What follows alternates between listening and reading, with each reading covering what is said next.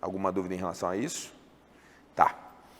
Nós podemos fazer um treino para ela, primeiro, porque ela disse que quer tentar enfrentar as 20 séries, né?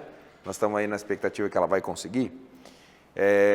A gente pode fazer um treino inteiro para ela. E depois que a gente fizer esse treino inteiro dela, para ficar bem prático mesmo, dentro desse treino a gente aplica alguns métodos, já considerando que ela é treinada, que a técnica dela está boa, certo? Então a gente vai entrar já como se fosse dar um treino ou uma aula de personal para ela. Finalizando a parte dela, obviamente eu não vou aplicar todos os métodos nela, porque vai ficar inviável, né? A gente começa a pegar outros de vocês para aplicar os outros métodos na prática. Pode ser assim? Tudo bem? Tá. Você treina todos os dias? Quase todos. Oi? Ontem não. Faz quantos dias que você não treina coxa? Treinei posterior quinta, quadríceps, terça. Ah, então você treinou na terça, né? Bom, então, em tese, acreditamos que você esteja bem para treinar o quadríceps hoje, que vai ser o nosso foco principal. Quando a gente entra num treino de quadríceps, se a gente for incluir os multiarticulares, nós vamos ter que considerar que em alguns nós vamos ter um trabalho bem parecido de glúteo máximo, fibras inferiores, e vamos ter um trabalho bem parecido de adutores, principalmente adutor magno. Então vamos pensar assim, em afundo, agachamento, leg, nós vamos ter muito quadríceps, adutores e glúteo baixo. Sim? Praticamente a mesma contribuição, beleza? Nós não vamos ter quase nada para glúteo médio, nós não vamos ter quase nada para glúteo fibras altas, glúteo máximo, tá? A gente não vai ter quase nada nesses exercícios, e nós vamos ter praticamente nada nesses exercícios para posterior de coxa. E teremos, considerando só esses, um trabalho limitado para o reto femoral. E aí, em virtude disso, para um treino completo de quadríceps, a gente complementaria com exercícios que vão trabalhar o reto femoral. Tudo bem? Eu gosto muito de, no treino de quadríceps, criar uma pílula no final, eu chamo de pílula. Que é você, por exemplo, fez o treino inteiro de quadríceps, eu vou lá no final e falo para ela, ó, 3 séries submáximas na flexora. Só para fechar, só para dar um estímulo. Porque dentro daquela semana ela vai ter um treino mais direcionado para posterior de coxa. Tudo bem? E, nesse caso, para mulheres, ou mesmo para homens, vai depender da categoria, vai depender do que a pessoa quer fisicamente, a gente pode ou não ter um treino complementar de glúteo. Por que essa pergunta, às vezes, ela me soa um pouco estranha? Porque assim, tá, você acredita que no treino multiarticular você treinou o glúteo máximo. Tudo bem, mas você não treinou bem o glúteo médio. Tudo bem, mas você não treinou bem o glúteo fibras altas. As fibras superiores do glúteo máximo não foram acionadas de maneira efetiva nesses exercícios. Então, eu não entendo por que vocês me perguntam se precisa de um treino complementar de glúteo. É uma pergunta sem sentido. Você é que tem que me dizer se você quer realmente complementar esse grupamento muscular no dia de quadríceps com exercícios que vão complementar essas porções, ou se você quer treinar elas em dia separado.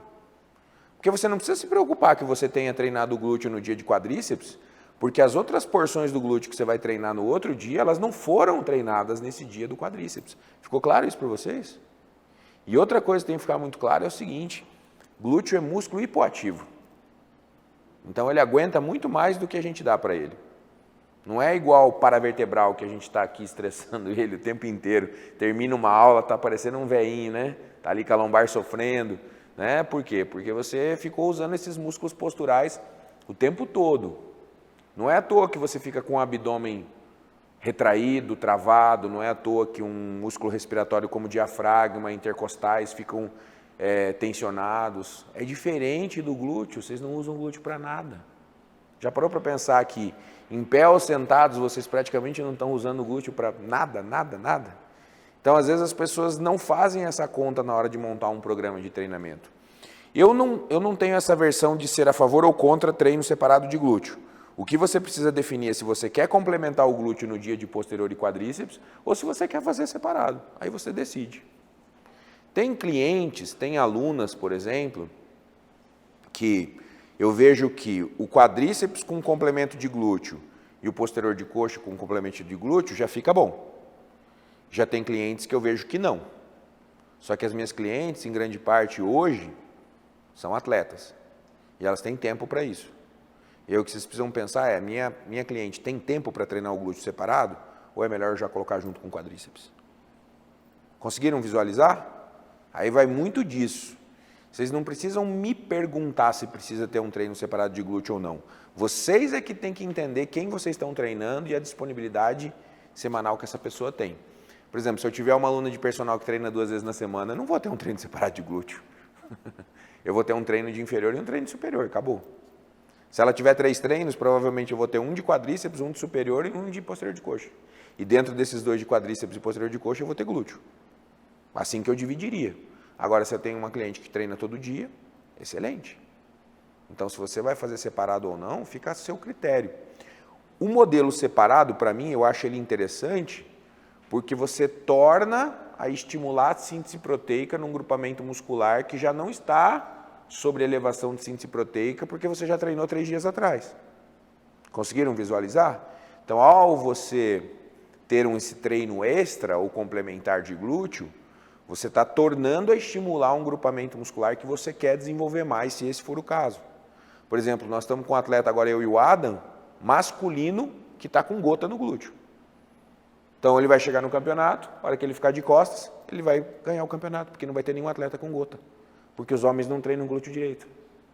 Aí vai estar lá o cara com um quadríceps, uma coxa grande, na hora que monta a pose de costas, o glúteo some.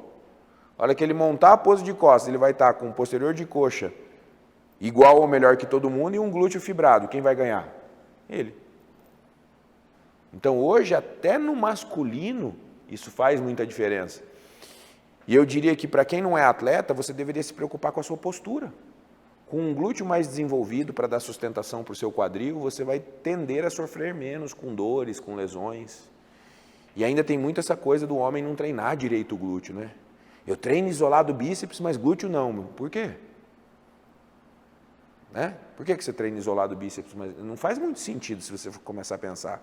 Aquela história de dividir da cintura para cima o treino de peito e o treino de costas e da cintura para baixo não dividir. É uma coisa meio estranha, se vocês forem pensar.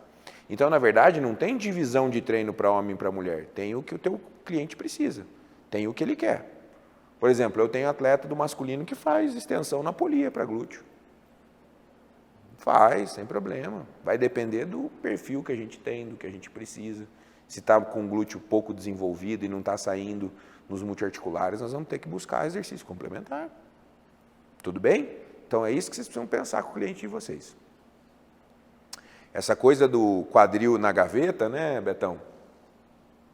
Aquele famoso quadril para dentro, gavetão, ele não é só feio esteticamente, ele é problemático do ponto de vista da postura. Tá? Então, os homens precisam se atentar para esse detalhe. Aí vai depender do que você precisa. Beleza? Então, vamos pegar o seguinte. Vamos começar o exercício com ela. E vamos pensar num modelo real. Se ela vai começar e está descansada, um método que eu gostaria de experimentar com ela para ver, até testar a força dela, seria a piramidal crescente, para começar.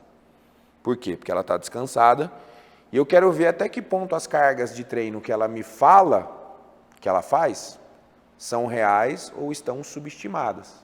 Então, vou usar o primeiro exercício para usar a pirâmide, para ela aumentar a carga dela e para testar ela.